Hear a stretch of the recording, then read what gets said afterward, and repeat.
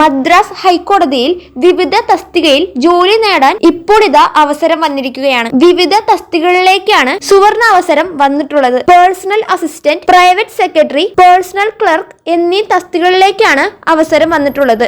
യോഗ്യരായ ഉദ്യോഗാർത്ഥികൾക്ക് മദ്രാസ് ഹൈക്കോടതിയുടെ ഔദ്യോഗിക വെബ്സൈറ്റ് സന്ദർശിച്ചാൽ അപേക്ഷ സമർപ്പിക്കാൻ കഴിയുന്നതാണ്. അപേക്ഷ സമർപ്പിക്കാൻ മെയ് 5 വരെയാണ് അവസരം. അപേക്ഷ ഫീസ് അടയ്ക്കാൻ മെയ് 6 വരെയും അവസരമുണ്ട്. ഓരോ തസ്തികയിലേക്കും ഒരു തവണ മാത്രമേ ഉദ്യോഗാർത്ഥികൾക്ക് അപേക്ഷ നൽകാൻ സാധിക്കുകയുള്ളൂ. പേഴ്സണൽ അസിസ്റ്റന്റിലേക്കുള്ള അപേക്ഷാ ഫീസ് 1200 രൂപയാണ്. പ്രൈവറ്റ് സെക്രട്ടറി തസ്തികയിലേക്ക് അപേക്ഷ വയ്ക്കാൻ 1200 രൂപയും, പേഴ്സണൽ അസിസ്റ്റന്റ് രജിസ്ട്രാറിലേക്ക് 1000 രൂപയും, പേഴ്സണൽ ക്ലർക്കിലേക്ക് 800 രൂപയുമാണ് അപേക്ഷാ ഫീസ് വരുന്നത്. പൊതുപരീക്ഷയുടെ അടിസ്ഥാനത്തിലായിരിക്കും ഉദ്യോഗാർത്ഥികളെ തിരഞ്ഞെടുക്കുന്നത്. തിരഞ്ഞെടുക്കുന്ന ഉദ്യോഗാർത്ഥികളുടെ സർട്ടിഫിക്കറ്റ് പരിശോധന പൂർത്തിയാക്കിയതിനു ശേഷമായിരിക്കും അന്തിമ പട്ടിക പ്രസിദ്ധീകരിക്കുക. ഒന്നിലധികം തസ്തികകളിൽ തിരഞ്ഞെടുത്ത ഉദ്യോഗാർത്ഥികളെ ശമ്പളത്തിന്റെ അടിസ്ഥാനത്തിൽ നിയമനം നടത്തും. 2025 ജൂലൈ 1 മുമ്പ് 18 വയസ്സ് തികഞ്ഞവർക്ക് മാത്രമേ അപേക്ഷിക്കാൻ സാധിക്കുകയുള്ളൂ. പേഴ്സണൽ അസിസ്റ്റന്റിൽ